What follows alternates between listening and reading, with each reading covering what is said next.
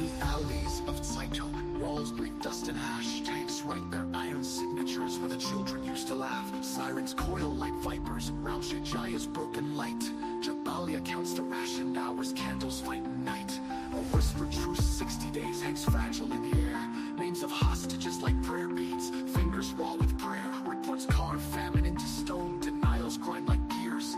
Mothers boil the shadows thin and salt them with their tears. The westward holds through midnight. Truth is rationed like bread. We keep time by the sirens and the lists. Good evening, Renegades. Welcome to Renegade Preppers UK. We're doing a bit of an impromptu live tonight where we're doing a little bit of news coverage over Poland shooting down Russian drones last night. I am joined by a special co-host, I'd rather say, than guest on just this one, which is my dear good friend, the world survivalist, Alan. So welcome to the stage. How you doing, Ben? I'm doing good. How you doing, man? Yeah, good, man. Good.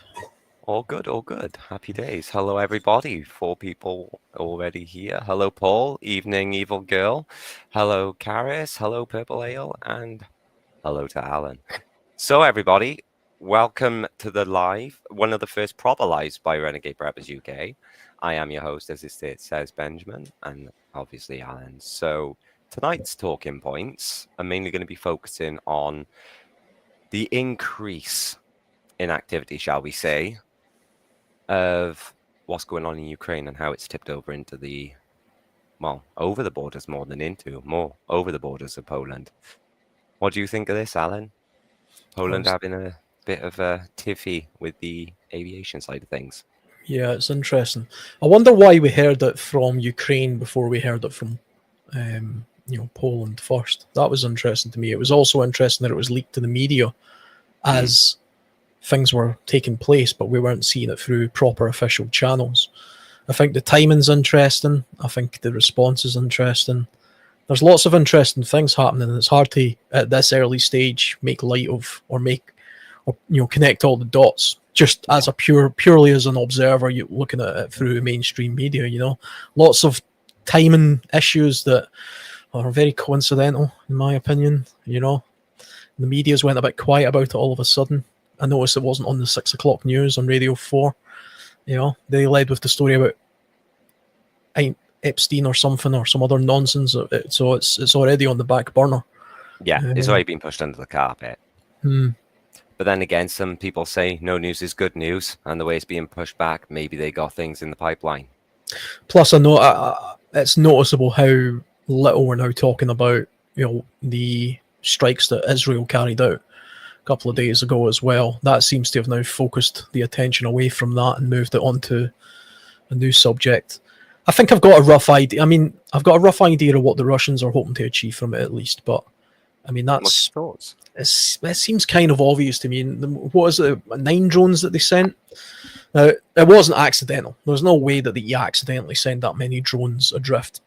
Even if their signal was intercepted and they were deliberately moved off course, the intelligence that the Russians are going to get from it remains the same. So what the Russians get to see out of it is response times. They get to see how the country reacts. What airports do they close? How quickly does it take for their forces to mobilize? What aircraft do they use? What kind of weaponry do they use? Yeah. What does their digital chatter sound like? What response are the NATO countries making, and who's making the loudest voices? So there's lots and lots of valuable information that the Russians are going to get out of this.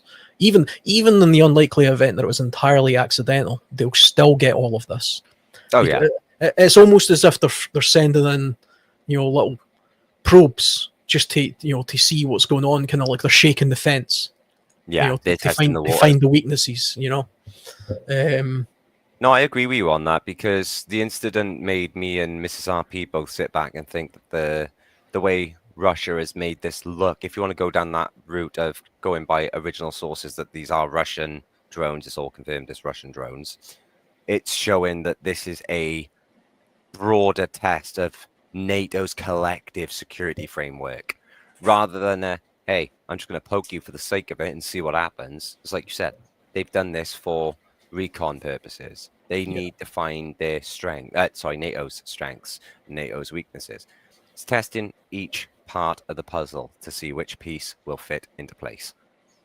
Yeah, I mean, it's all part of it. It's the same sort of reason that every now and again you'll get a warship, a submarine, or a Russian-built aircraft flying close to, NATO airspace or waterways or something like that. Partly, sometimes it's just a case of, it's international waters or airspace, we'll do what we want type thing, but it's also just a case of, let's see how they react. Let's see what they do. Let's see what they send.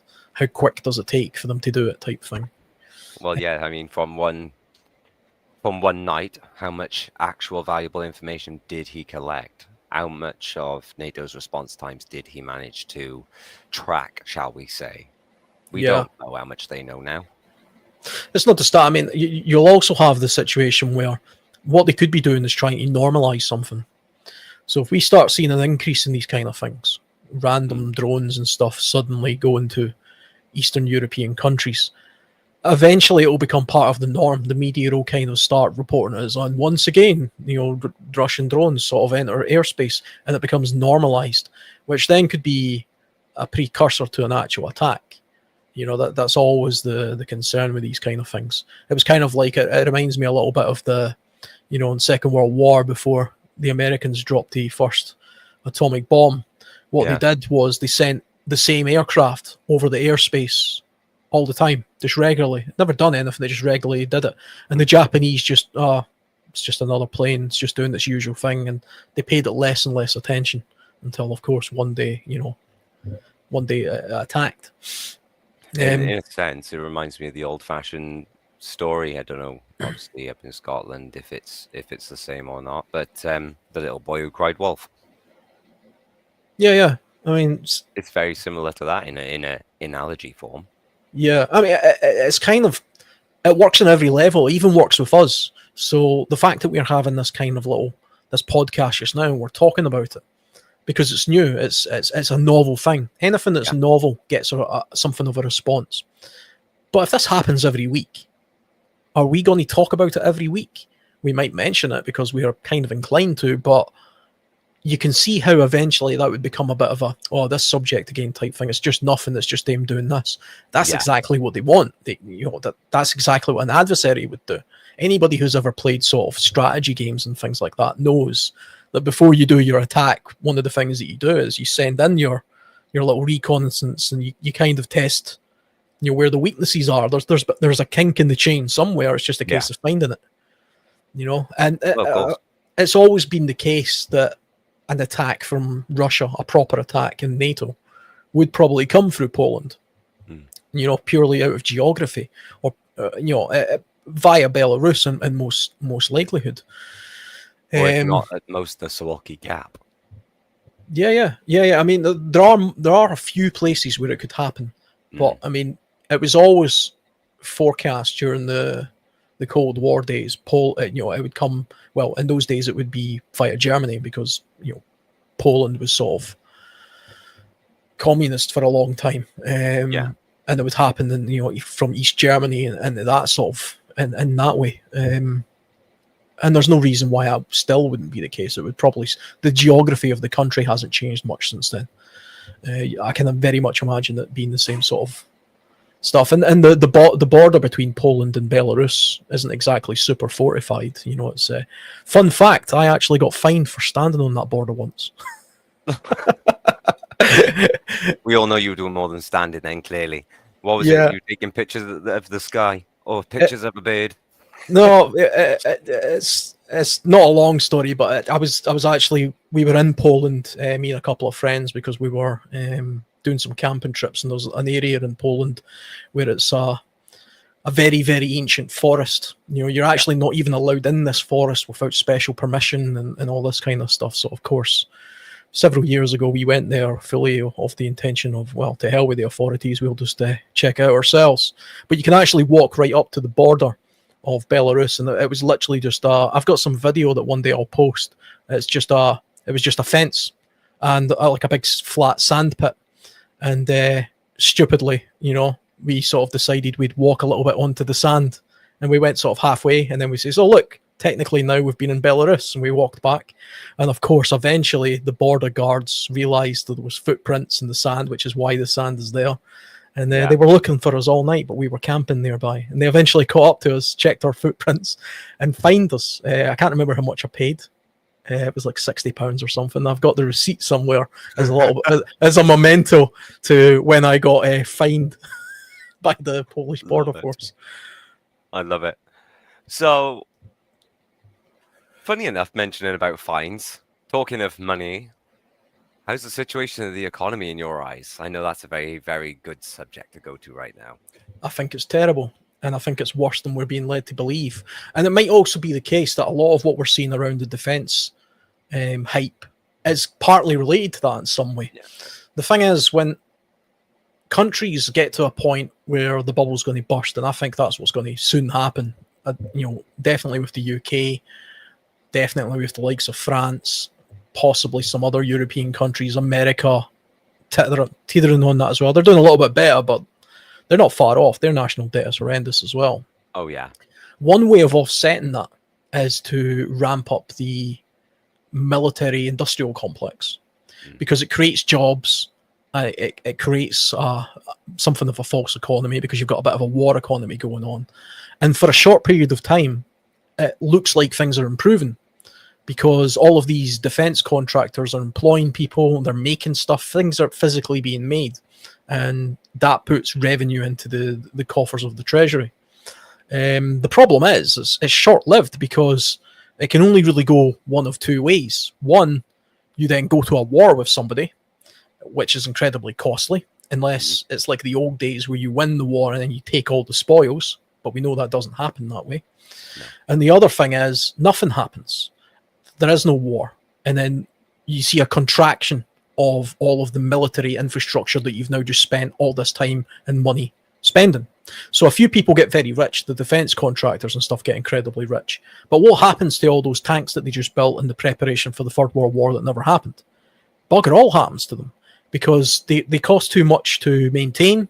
So they end up parking them up somewhere, and then slowly but surely they just become rusty relics, and they try and sell them to, some third world country somewhere for pennies on the dollar of what we paid for them. And so you end up with a bit of a bust coming from what appears to be a bit of a boom, because it's just a false economy. Funnily enough, a lot of people used to say, talking about history, that Adolf Hitler was a very good chancellor because he got the economy up and running and he did lots of things for the economy of Germany. But he didn't. All he actually did was turn it into a war economy. And so you've seen the initial benefits of the war economy pulling Germany out of the recession, the deep recession it was in after the First World War. But then they were left with the same problem. Now, what do you do with the war economy? You've militarized and weaponized your nation. You either use it or you lose it. In his case, he used it and then lost everything. That's the gamble as well. And, they say nobody really wins in war, but that's not really true. The Americans did win. The British lost the most, I would say. I suppose Germany as well. And 60 million people pointlessly lost their life. That's my ultimate fear for, the Third World War would be even worse, as we know. It would be. Don't get me wrong, a few people in chat, Paul and Grumpy, have both kind of hit the nail on the head with us here as well by bring Paul's up. Do you think that Europe has decided to have a war to clear all the debt? That's what I think.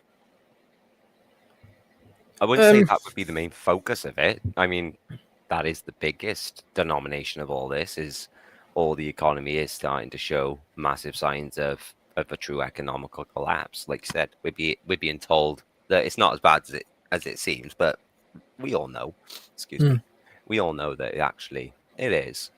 I mean, I've said it a few times on the channel, and on podcasts. I go into local Asda's and things, and deliveries are delayed. Things aren't being restocked like they used to. I mean, hell, we all know that Asda used to be part owned by Walmart, or a sister company of Walmart. So they did all the Ozark trail range. The last few weeks, there's been nothing in my local anyway. It may be different elsewhere for other people. I'm not going to say that it's nationwide or anything, but in our local Asda, the last few weeks, all of the Ozark stuff, all of the camping stuff seems to just not come in deliveries anymore. Same with tobacco products, being a smoker myself. Certain tobacco products that we could get 3 months ago, we can't get now, or if we can, well, for example, £20.50 for a pouch of 30 grams Chesterfield Red in my local. I went there only a couple of days ago, and it's now up to £22.50. I mean, that's only £2 difference, but still, where did that come from? Yeah. And there was no talks of it. There's tobacco. Tobacco's horrendous. Like, I don't understand how anybody can afford to smoke tobacco. To be honest, it'd be cheaper having a cocaine habit. Yeah. Luckily, I've never been a smoker, so it's my I suppose my weaknesses are junk food and things like that, which will probably kill me quicker than cigarettes or tobacco. But well, I don't know. I beg to differ. it's at least it's cheaper. You should hear me in the mornings. You'd think I am dying. I see. The smoker's cough. The thing, I mean, I don't know if a conflict would clear debt necessarily. The interesting thing about debt, like debt that countries have, I used to always ask the question, who has the debt? Who do we owe the money to? You know? And most of the debt appears to be the country owes itself the money. Yeah. You know, Japan, for example, has a very, very high debt ratio. I can't remember exactly what it is, but it's considerably more than ours. But they effectively owe it to themselves. You know, so they are running on a very high deficit based on that model. And when you look at, through bonds and things like that, if you take a look at some UK debt and a lot of American debt, they owe a lot of it to China. You know, the Chinese have bought a lot of government bonds and they hold a lot of the debt of these countries. So you can imagine a scenario in the future where NATO, or even the USA, if you like, is in some sort of hot conflict with China. One of the first things they can do is all that debt, well, we can now legitimately sort of just bump it. You know? Yeah. They can't do that just now because then it instantly makes your promise to repay your debts worthless, and you would effectively bankrupt your country. It's not like Donald Trump can just turn around to China just now and say, we're never paying you that back. As far as we're concerned, we owe you nothing, go to hell. What you got to do about it? Send the debt collectors. What would happen though is what would happen is the entire value of the dollar would tank. You know, because it would always be remembered that they reneged on their debt, and that's always the danger. But one legitimate way of reneging on the debt is to have some sort of conflict, because then what you can do is you can say to that country, no, we demand that you pay us because you started the conflict. Yeah. You owe us sort of reparations for the conflict that you incited, and they would of course blame each other. The victor would blame whoever.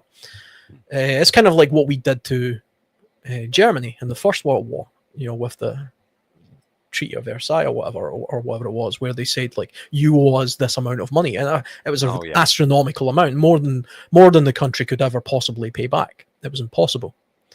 Now, the one consequence of that is that the actual debt that they owned, and they did have some, I think, was now legitimately wiped, and it didn't tank the economies of the country that, those debts were named towards, as it were.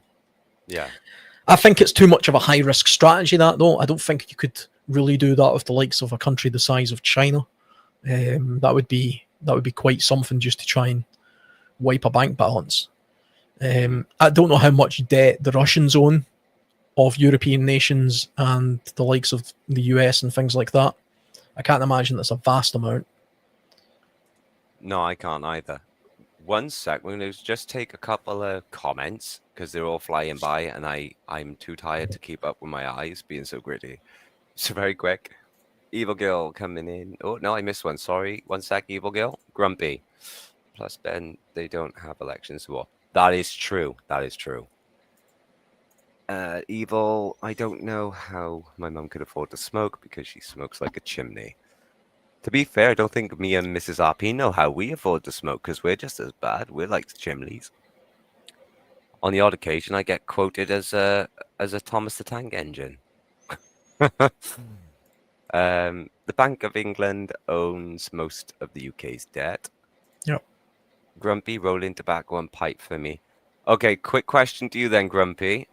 And this will probably be a shock coming from someone like me, but if it's a pipe, what flavor pipe tobacco? If you ask me, it's got to be cherry and vanilla. I don't know why, but if I'm having a whiskey, I like to have a pipe and some cherry and vanilla tobacco. Funnily enough, I've never smoked, but I've always liked the smell of pipes. I don't know what it is. Is there something sort of, almost relaxing about it? It might just be the setting. I remember it from my grandfather way back in the day, sitting in his study. I could smell it, and he had a big wooden pipe. Yeah. And the thing is, it's not too. I'm not trying to condone this, and I would not condone it. If you don't smoke, good for you, because seriously, it's a bad choice. But no, I mean, there are days when I walk through the local town and I catch a particular smell of a pipe, and to me, I feel relaxed, even with anxiety sometimes. So, I think it is. I think it's just the whole atmosphere of it, of the smell of it, I don't know. I just think it is. It's more comfortable, unless it is a man thing, not to bring like sexism or whatever it is into it. But I mean, maybe that's what it is. Years ago, I'm talking, you'd see people who did mechanics or people who were sailors and things like that who had pipes. So it's a bit intriguing how it can cause a sort of calming atmosphere just by a smell. But anyway, moving on from pipe tobacco, because I could talk about that for days. Evil Gill? It's true about like what Grumpy was saying about the UK only just paying off some of the debt to the US as well. That's something a lot of people seem to forget. Yeah. When they talk about history of the Second World War, when you see those TV shows and it's like, oh, the Americans were sending like fleets across, the ocean to sort of supply Britain and keep us going in the war economy and all this kind of nonsense. Yeah, we were paying for it. It wasn't free. The Americans were the great winners of the Second World War, not because of everything that they did. They were actually very late to the war. I mean, we were fighting the Second World War for a couple of years before they were even involved. But because it put them at the center stage of the world powers, because effectively Europe destroyed itself in the Second World War. It was the end of empires, for example. Of course, the Japanese Empire collapsed, the British Empire, the German Empire, if you want to call it that, they all collapsed. And the great victors of this were, of course, the Americans, because they were somewhat isolated from it because of their geography, basically, where they were in the world, and the Russians and the Chinese, I mean, they lost much as well, especially on the Russian side from a personnel point of view, and the terrible things happened to the Chinese, which people forget, mostly at the hands of the Japanese. And the Japanese Empire, invaded China and did terrible things there. So the Chinese have got a bit of a beef with the Japanese, I think, for that. So the thing is, the one reoccurring pattern I've noticed is it's old adversaries, with the exception of one or two new, shall we say. It's all old wounds being reopened in my eyes. I mean, everyone's got a different and unique outlook on these things, but when you see the similarities, I mean, hell, I say, look at history, look at music, look at art. It all shows it. Look at what's happened after every war, after every Cold War, after every sort of like infighting between countries or nations. It's either gone one of two, potentially three ways, the third being a very narrow margin. It's either been a war, a truce, or it's come to nothing, and there's been a settlement made instead. Those are the three only sort of valuable resources I can bring to the table, where if you compare World War II up until what we're seeing today, a lot of it's the same. It's just advanced technology now added into the mix. Yeah, I mean the one big inevitability of war is that they continuously happen. Yeah. As a species, we don't seem to be able to get away from this idea that the best way to resolve our differences is to have this mass conflict with each other. Mm. And if you look at the pattern of history, this is part of the way I like to prep or think about survivalism generally. Is I always try to look at the patterns of history, because you can't genuinely forecast anything to any great detail. All you can do is look at what's happened in the past and say, well, sort of roughly within this time frame, every 10 years there seems to be a fairly large conflict involving the UK, which is kind of true. You know, every X amount of years there's a larger conflict that involves larger, players in the world. Yeah. Now, the only reason that there's a bit of a gap there between the likes of you can go from the First World War to the Second World War, which really the Second World War was just a continuation of the First World War. But then there's this huge gap, this sort of 80-year gap. The only thing that changed there was the invention of nuclear weapons. Yeah. And then, of course, we've seen the Cold War play itself out with the advent of the invention of nuclear weapons. But there was no war. We dodged it, even though we were close to it several times. Mm. So I would always argue that nuclear weapons to this point have actually saved hundreds of millions of people. Because definitely in a deterrence fashion.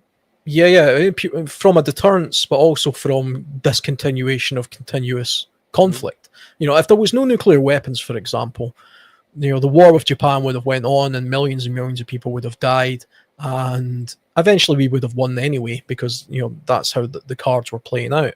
Yeah. But then what would have happened? Then you would have had the countries breaking up the countries the same way that happened anyway, and then you would have the Soviet Union.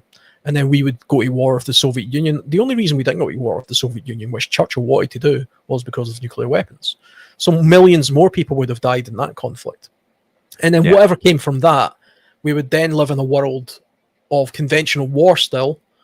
And some people might think, well, that's better to have, it would be conventional, but there would be more conflicts. There'd be more and more wars, and more people would die. So to this point, it's been something of a good thing. But when I look at history from a deep point of view, not just going back 80 years, if I look at history over the past couple of thousand years, the one thing that is absolutely the case, every time a new piece of technology, weapons technology, has come into the hands of man, whether that be a new type of alloy to, a trebuchet machine, or some sort of new ship, or something like that. Something that in their time was like a doomsday device. It can't go. It's hard to emphasize how much of an advance it is to have steel, for example, steel weaponry rather than iron weaponry. The alloys make a big difference. Better arrows. The longbow could shoot much further, etc., and kill people, much easier than you ever could before. The one thing all these weapons have in common is we use them. We can't sit on them. Somebody at some point uses them, especially if somebody's got nothing to lose. Vladimir Putin's in his 70s now. Yeah, if not pushing his 70s already, yeah. Yeah, it's not going to be long before somebody at some point says, you know what, let's play this card and see where it goes. I heard Putin once say that he also recognized that nuclear weapons would be a devastating thing in the world, and he said something along the lines of, but he can't imagine there being any point to a world that didn't include Russia. Yeah. So he was effectively saying, now, if you attack Russia, then there is no point to there being a world, therefore I would wipe it out type thing, which I would expect him to say that. But that, I think he probably does believe that. He probably does think that. That's why it was horrifying to me when I heard Jeremy Corbyn a long time ago saying he would never launch nuclear weapons, even if we were attacked with them, because he was ultra pacifist, which that's the most dangerous thing you can do, because it literally renders the mutually assured destruction notion useless. Yeah. And so if he was in power, why wouldn't Russia attack us then? They may as well. Well, yeah, she left wide open. Yeah, it would be a dangerous card to play, but that would be a legitimate question. That would be a legitimate thing for a military strategist on the opposition to think. Yeah, definitely. And no, I agree with you on that. I mean, if we bring it into sort of like bring it back, sorry, to when you mentioned about Japan's debt, I pulled up the digits for you. Very quick. I know it's a little backtrack. Sorry, guys. The Japanese gross government debt was just over 8.7 trillion US dollars, or 1.3 quadrillion yen, I think that is, as of late 2024 to early 2025. Hmm.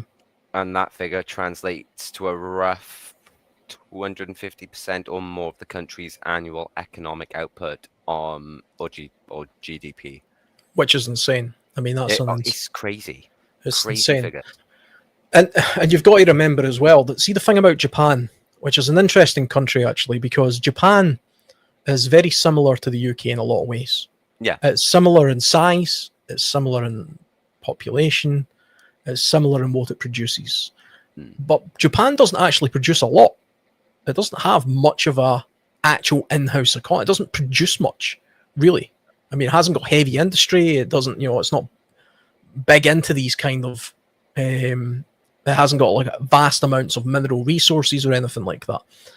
What it is good at is taking outside elements and making great businesses and stuff, which is kind of like the interesting thing about the UK is when you look at our economy, try looking at the UK economy without London. Suddenly, the UK economy doesn't look very good at all. And, No. And London doesn't produce anything. It's really just a financial hub. It's a place where transaction takes place. It's a banking city. It's a place where fake money and fake numbers run through systems, and it's a kind of crossing point for that kind of stuff. It doesn't actually make anything though. There's no heavy industry there. That's kind of the problem, as like preppers all have who live in cities, is you're entirely dependent on the logistics of other people. Yeah. Because cities themselves are islands of nothing. They're islands of people all crammed into one place that can't support themselves. They need outside influences or forces to sustain them. Yeah. Japan is almost like the whole of Japan is almost like that. The whole country is almost like that. And it's definitely the case for these micro countries. These smaller places like Taiwan. Taiwan doesn't produce much either, but what it has got is businesses like Nvidia and things like that, and they have these chip processing type things, and that's where they're getting most of their money from. Ireland is effectively just a tax haven for big American companies. Take away the American tech companies and pharmaceutical companies and take a look at the economy of Ireland without that stuff. How does it look? Not great. Because it's a small country, it has a small population that doesn't really have a lot of resources. Yeah. So from a economic point of view, it isn't very wealthy at all. But off the back of this sort of fake economy, the hidden economy, the outside stuff, what you can do is run up these enormous debts, because it appears as if you're wealthier than you really are. Yeah. And a lot of countries have gone down that slippery sort of spiral of ever more increasing debt in order to finance the lifestyle of what they have. It's kind of like a person who just keeps on getting a new credit card and waxing it out. They've got the credit to get the credit card because their credit appears to be good, because they have credit cards, but they're actually in debt. Where would you place our odds on our current economical stature of what we've got now? How long do you think the UK's got if we continue going the way we're going with, supporting Ukraine? I'm not saying bad about it, because, at the end of the day, as well as I do, I'm pro-Ukraine, and they need all the help they can get. So do we, so does Poland, to keep the Russian war machine from advancing. But where would you, at the moment, with our current economical stature, our military stature, and the current form, shall we say then, of our government, where would you say we're at, and how long have we got? If it was just your opinion, not factual people.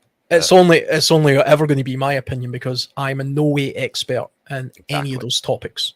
So I mean, I'm just like a normal person getting things off the mainstream media, reading a little bit where I can, and listening to more intelligent people talk about the subject. That's entirely so.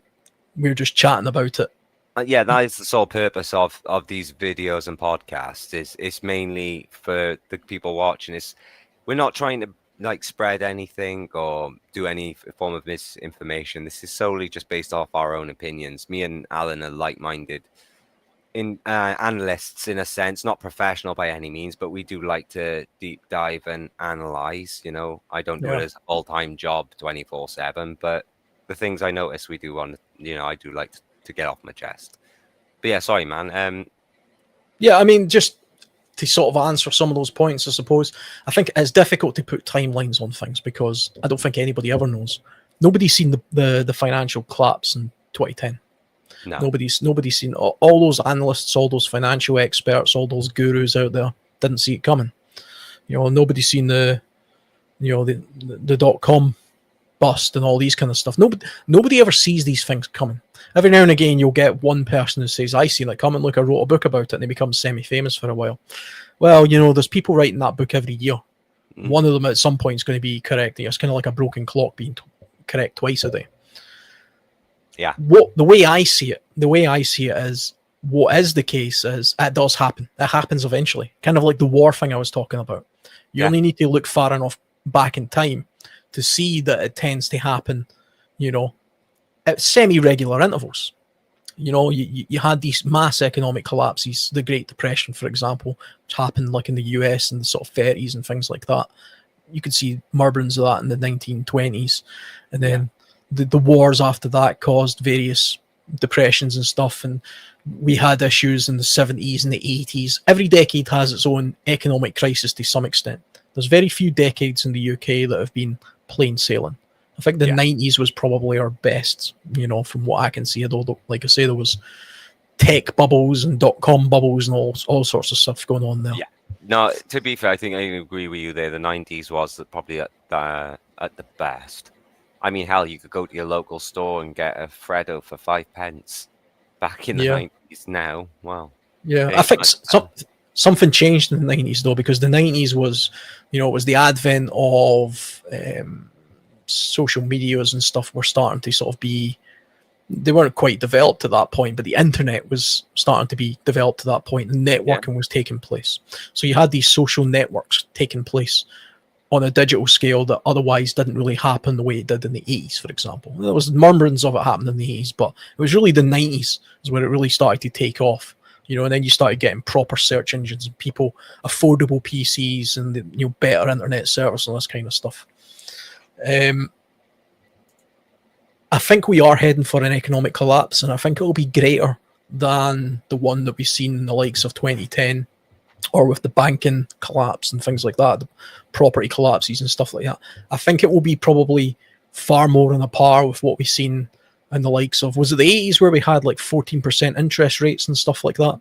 Yeah, that was the mid 80s, I think. That's what I think is going to happen. I think we're going to see that again, because at some point all of these national debts have to come to a head. They have to go somewhere. Something has to happen. Something has to give. And I can't help but think that a lot of what we're seeing with the defence industry stuff is, like I say, a bit of a false economy to try and get things moving. I could be wrong. It could genuinely be our reaction to an ever-increasing hostility coming from the East, or an increase in the presence of China's dominance in the world, which is kind of where I think things really are. I think China's the main player of the world now, not the Russians. I think the Americans are starting to realise this now. They're waking up to that fact, and they're starting to look a little bit more inward, which was what happens to almost every empire in history, by the way. They don't tend to get overthrown. They kind of just implode on themselves a little bit, sometimes slowly, sometimes quick. You know, if I was to ask what the date of the Roman Empire, when did it collapse, if I asked 10 historians that question, I'd get 10 different answers, because nobody actually knows. It kind of just, it happened in bits, and it happens slowly. British Empire as well, you could even say, didn't collapse. Still there. It's just called the Commonwealth now. but it's not really. It's not the same, you know. No. And we're seeing the same thing with the American empire, if you like to call it that. That was a different kind of empire because that's based on world, influence via having military power and intelligence and things like that. And that's starting to shrink down a bit with the rise of China, I think. So there's lots of stuff going on, but from an economic point of view, I think the consequences of this for us in the West is going to be a realization that we can't live off the false umbrella of protection from the likes of the United States. Which is that if Trump is right about anything, and I don't think he's right about much, to be honest. He is right about some things, though. One of the biggest reasons Europe has enjoyed better education, better healthcare, better benefit systems, better pensions, this kind of stuff, is because we haven't been paying much attention to our defence, because we've been relying entirely on the American defence budget, because it's much greater. So, if the big boy in the playground says you don't need to, worry about learning how to fight and beefing yourself up, I'll look after you no matter what. None of these bullies can touch you. Well, then you would get lazy. You would start focusing your attention on something else, which is what Europe has done. Now the big bullies suddenly realise that there's a bigger boy in the playground, or somebody getting bigger, which is kind of China. So he's starting to pay more attention to that person, and he's paying us less attention. And now we're panicking. We're starting to panic. And that's why suddenly we're seeing European countries talk about we better increase our defence budgets and things. But that money's coming. That's not new money. It's going to have to come from somewhere. So what are we cutting in order to do that? Yeah. I'm all in favour of more defence spend. I says to you, I think I mentioned this to you earlier, and I was talking about it on the Discord. I think it should be 10% of GDP defence spending. Yeah, you just mentioned to me, yeah. But that's a lot of money. It is. And so you would have to cut something. I would be more inclined to cut things like benefits and welfare, the welfare state, and all the DEI programs and all the other nonsense that takes place in this country. Yeah. But that's still going to harm people. There are some people who are genuinely in need of these things. I don't think anybody's in need of DEI programs, but I mean, how much does that really cost? I don't know. It won't be as much as we think it is. No, it wouldn't be astronomical. It would be relatively within the question in a reasonable price range, but not for somebody like myself or, somebody like us, in a sense, if we haven't got much in the way of finances. Grumpy did ask, though, do we think we're in the same situation as we was in 38? I mean, I love history like the next best person, but there was a lot of different factors in 38 compared to now. Yeah. And I only say that because even though we're on the verge of an economical collapse, if you look at the digits, we've got more chances now to fix that and right that than we did back in 1938. 1938 was a scrape by margin. This, we've got options. And that ties in what you were just saying about the bigger fish in the pond. China's getting bigger. China's getting bolder. China's getting brave. We're getting lazy. We're diverting attention. No, the way it's going, even with, if we could get away with, say, increasing GDP up to 10% by cutting massive drawbacks, it's not going to make a difference now. Not realistically. Boots on the ground might help, but they've played here's the fishing rod, let's cast it out and see how far it can go routine far too long. In 38, there was none of that. As horrible as it sounds to say it outright, back then, everyone was too brutal and too honest. Nowadays, it's facades, political theatres, and hiding behind closed doors. We see it with a president. I'm not disrespecting people, but if you are a president of a country, a nation, whatever, and there is some skeletons in your closet, you wouldn't just keep lying to the cameras, being proved wrong, and then carry on that lie if you're trying to win, in a sense, support. If you've got a war going on, and it's escalating with no sign of de-escalation, you're going to need support. You're going to need your country on your side so they are willing to do what is needed or what is right or whichever way you want to look at it.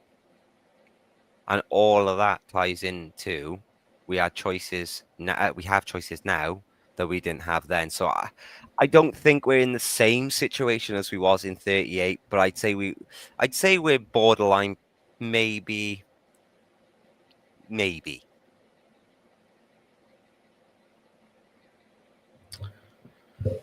I think the UK is also much slower to the game than we need to be. I mean, the kind of talk about what is the 2.5 of GDP on Yeah. the military, with an eventual possibility of it going to a pathetic 3% at some point by 2030 or whenever it is. Yeah, That's just not enough. It's not enough. And that's And meant to be the security of Europe. That GDP, mind that extra 2.5% per what do you call it, NATO member. I think it was, wasn't it? Didn't they say they've all got to collectively put in somewhere between 2.5 and 3% GDP, if I remember rightly? well, NATO's 2%, isn't it? I think. It is all in NATO. That's 2%, right? Thank you for correcting me. I genuinely couldn't remember. Yeah, I mean, I could be wrong with that, but I'm sure NATO's 2%. We've committed to going to 2.5%, and then with an eventuality of going to 3%. Yeah, that sounds more accurate. Thank you. But American defense spending significantly more than that just now, though. Yeah, I think. Although actually, saying that, I'm not 100% sure what the GDP ratio of American defense spending is now. Obviously, it's a larger country, so it's larger in real terms. But looking at it from a GDP point of view, I can't remember what theirs is. Quick Google search is the US's GDP accounted for 14.8% of the global economy in 2024. In purchasing power, what's their defense GDP? Country's gross federal debt was 140 of its GDP. 26.2% in nominal terms, apparently. No, that's not right. 1 second. Right, here we go. Tax to GDP ratio is 25.2% in 2023. Gross federal debt to GDP was 124.30. Yeah. So US defense spending is 3.36% of GDP. Yeah. If not by now, if we go by what, say June, July, probably closer to. Oh no, that is up to date. Never mind. Yeah, I mean, back in the 80s, it was 5.6% of GDP in the US. Yeah. Obviously, that was Cold War type stuff. In the UK's probably was higher as well, round about then. But I mean, that's always the problem with politicians. They don't want to allocate much of the GDP towards a military, because a military is kind of like a black hole, to be honest. Unless you're actually fighting a war right there and then, or you're being invaded right there and then, you're just spending on nothing. I mean, this is always I often hear people say, oh, the numbers of troops in the UK army is abysmal. It should be, 100,000. It should be 200,000. It's like, but if you have 100,000 men and women in the army, you're paying them a wage, you're feeding them, and you're training them to do nothing. They're literally just standing in the barracks doing nothing. They can do continuous training, but they're not making anything. It's kind of like owning a boat. It's like rich people who own a boat, they end up spending a third of the value of the boat on the boat every year, just keeping the thing afloat, because it's not making anything, No. even when they charter it out. But it's one of those things where it's a bit of a black hole. Yeah. So politicians are always wanting to spend that elsewhere on things that gets them votes. They want to be seen to be spending it on education or the NHS or things like that, because those are the things that most people generally care about, because most people just aren't aware of their own defense. They aren't aware of the world around them. I mean, it's unbelievable how many people think that the world stops outside their back door. It doesn't go any further. If you was to ask somebody, generally just a random person on the street, how much they think a nurse or a doctor should get paid, they would probably be like, give them as much as they want type thing. Let's pay them footballers' wages because they're all heroes. Let's clap for them. Well, yeah. It's an interesting sort of way of thinking, really, because ultimately, without defence, none of that stuff matters. Education doesn't matter and health doesn't matter if you haven't got anybody left, to educate and look after, because You're enslaved by an occupier of some description, which is what happens to some people. Look at the people in the east of Ukraine now, who I remember distinctly having the conversation with people online about the probability of Russia attacking Ukraine. I remember being told at the time that the Russians had zero intention of occupying Ukraine because Ukraine were like their brothers and they promised them they would look after them, and that would never happen. And I was a tinfoil hat wearing scaremonger who thinks war's around the corner constantly. And look where we are now in 2025. And then look what happened. There's lots to be said about the Ukrainian war, though. And the thing is about people who say, well, we shouldn't be sending weapons or money to Ukraine. We should be fixing our roads or putting it into better hospitals or something like that. Again, defence doesn't stop at our borders. You can't just put a big fence or a chain link fence around the UK and say, we'll just stay here and if anybody comes near us type thing. It just doesn't work that way. Because again, the UK isn't a country that is entirely self-contained like that. The further away that you can put the buffer zone of conflict, the better. Yeah. The Americans always understood that. That's why they armed Europe. The Americans don't care about Europe. Americans aren't interested in Europe. They're interested in their own defence. The way they see it, though, if the Third World War was to take place, with Russia, Russia would have to go through all of Europe before it could get anywhere near America. So you're better off throwing all of your defence into Europe to allow the battle to take place there like it did in the Second World War. Well, you can stay completely isolated and protected over there. And that's the same with anybody. That's the same with everything. The UK has the one advantage of being right on the very western side of Europe, and we're on an island. There's pros and cons of that, but for the most part, it's a pro. Yeah. The UK hasn't been invaded in 1,000 years because we're an island. That's the only reason. It's not because British ingenuity or anything like that. It's simply because it's difficult to get onto an island. That's the Nazis found that to be the case, and so have many other forces, before then, the French, for example, That is true. And what I'll do, just so everyone who is watching can get a little brief idea quickly, we'll make this our topic, and then what I'll do, I'll wait until you've got some more free time, because I know how many points we got to get through. And I'll turn this into a couple of parts, because nobody else has been able to join in at the moment. So I've got to get up early in the morning, because we got the elf visitor for our little one. I won't let this overrun too much. So I do need to pop just to the John. So I'll let you read out a couple of comments, if you don't mind, Alan, just while I pop 2 seconds. And when I come back, I'll finish explaining the rest. So sorry, chat. Back in a mo. Yeah, I think what you're saying, Grumpy, is definitely the case. Ukraine, NATO and the US, weapon testing grounds. Well, that was always the thing with, if you take a look at the kind of weapons that we're sending to Ukraine, they're not always the latest and the greatest. For the most part, it's several generations past. And there's a great opportunity for defence industries to offload this kind of tech to the likes of Ukraine. One being, it clears the shelves, as it were. Get rid of this stuff, send it to a country, even better, a country like Ukraine, because they're fighting with an adversary that's likely to be our adversary. What do we get from it? Well, we clear the shelves, so in the future we can put more stuff on those shelves with newer, more expensive stuff. Fantastic for the defence industry. The other reason being is because it allows us to then analyse just how well that weaponry withstood against that adversary. It's the old Cold War type stuff where you have the Russian jet and the American-built jet or whatever. The Americans and the Russians may never have had that dogfight in the sky, but if you sell some of the American jets to a country that's at war with a country that has been sold Russian jets of a similar era or similar time frame, what you get is a great comparison of how they operate in the real world. And from that, the defence industry can see how their toys play out in the real world. We see that with the air defence systems. Give the Ukrainians certain types of air defence systems. And I notice as well that they're not all the same air defence systems. There's a plethora of stuff going on there.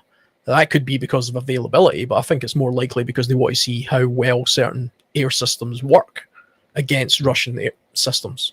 And this also might be the reason why we don't see the Russians doing everything that we know they can do. The Russians get a lot of stick from the Western press saying, well, look, they're fighting Ukraine and they can't even advance any further than they've got just now. They thought it would be a walkover when it actually wasn't. Is that the case? Or is it the case that the Russians are clever enough to realise that if they keep on advancing and fighting against those old Western type weaponry systems, all that's really doing is giving the weapons manufacturers in the West the vital intelligence and information that they require in order to see how effective those weapon systems are against the Russian ones. So they'll hold back. That might be why we don't see a lot of air superiority from the Russian side. It's not entirely because the Ukrainians have got great air defense systems from the West. It might simply be, why give the West any more information? They don't need to have a great overarching air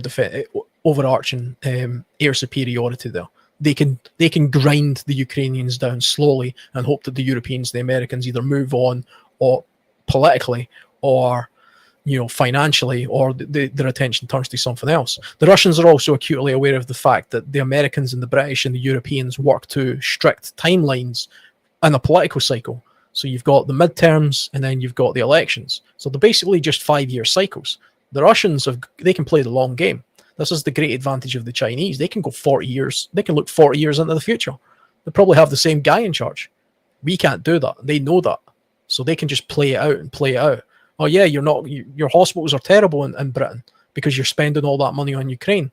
The Russians know eventually, after 5-6 years of playing that card, the people who are voting will eventually vote for the party that say, we're going to stop doing that and we're going to vote for this other guy because he's promising to build a hospital rather than send an air defense system to Ukraine. That was a bit of a rant there, but I kind of, that's my way of thinking as to why the Russians are holding back and why it's important for the likes of the UK and the US to continue to support these countries. That's why the Americans continuously supply Israel, because that's their presence in the Middle East, which is ultimately just their way of saying to their adversaries, China and Russia, don't advance into the Middle East. It's not against countries in the Middle East, because by and large, those countries are no threat to us, really. They're no threat to the Americans. But the influences from China and Russia are a threat, like Syria was, because that was influenced heavily by the Russians. So that's why you see these great presences taking place in these places. It's almost like the old adage of Britain is like an aircraft carrier, and a non-sinking aircraft carrier. So is Israel in a way. So is Japan. Why is Japan such a great ally of the US, even though they were literally dropping nuclear bombs on them just 80 years ago? Because it's a fantastic presence to have in the Far East. So they have these strategic bases, these outposts of countries in the world that they can then surround their adversaries with, and they can supply them with the weaponry they need to fight the war before it gets to their shores. They're just all buffer zones. That's all these kind of countries are. That's how the Americans treat us as well, by the way. I mean, we're like a buffer zone. That's why in the Second World War it was all done via us into that, and we paid for it.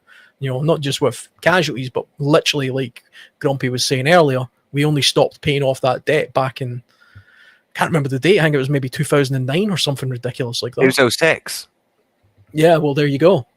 I think it was December 06. I'll see. Hang on.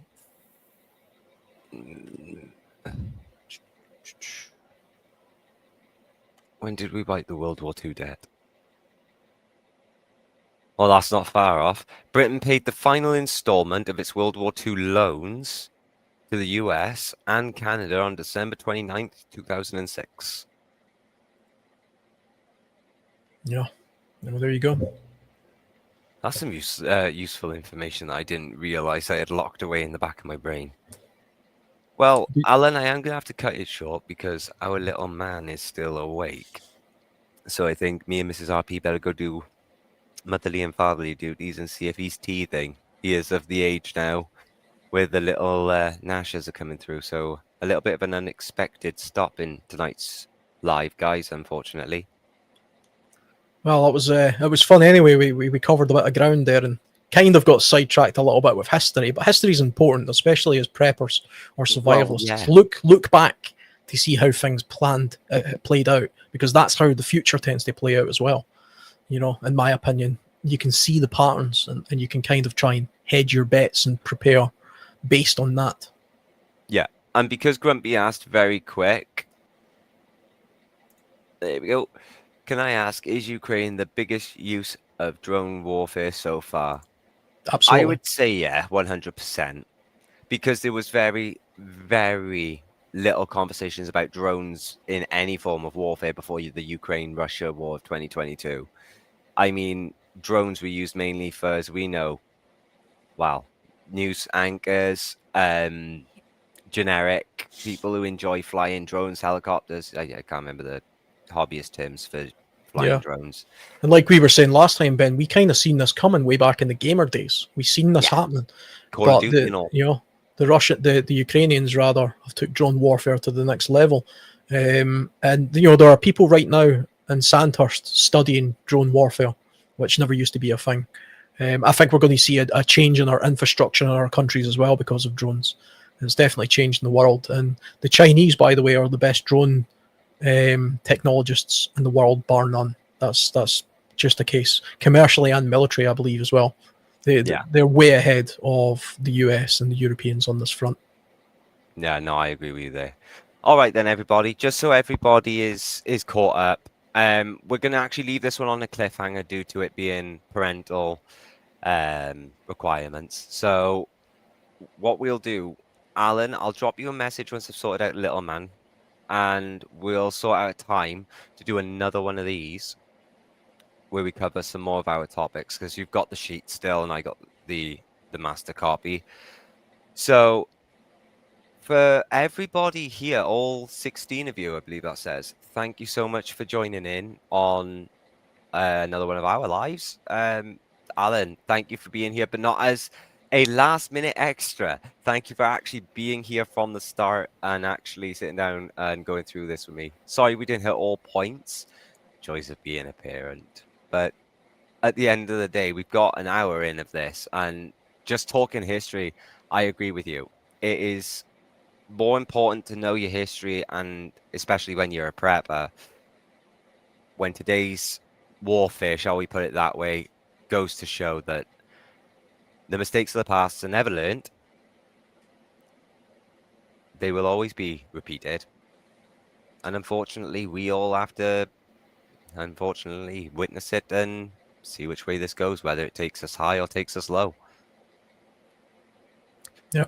But on that note, thank you so much, World Survivalists, for joining me on tonight's Renegade Preppers UK sort of podcast. Yeah, it was a pleasure. Amazing mods and chats. Thank you to Mrs. RP for moderating as well over on the YouTube chat. It's been much appreciated.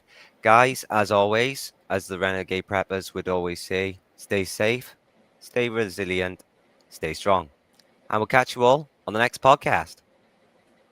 Alan, down to you for your goodbyes, mate, and I'll catch you later. Yep. Thanks, everybody. And thanks, Evil Girl. I think you were modding my chat as well, maybe. I made you a mod last time. You might still be a mod, so thanks for that if you were. And thanks for all the questions, even though I rambled on a little bit about history there, but it was good all the same. And it's always fun coming on this podcast as well. So we'll do it again very soon. We'll take it where we left off. 100%. Thank you, everybody. Have a lovely night. See you soon.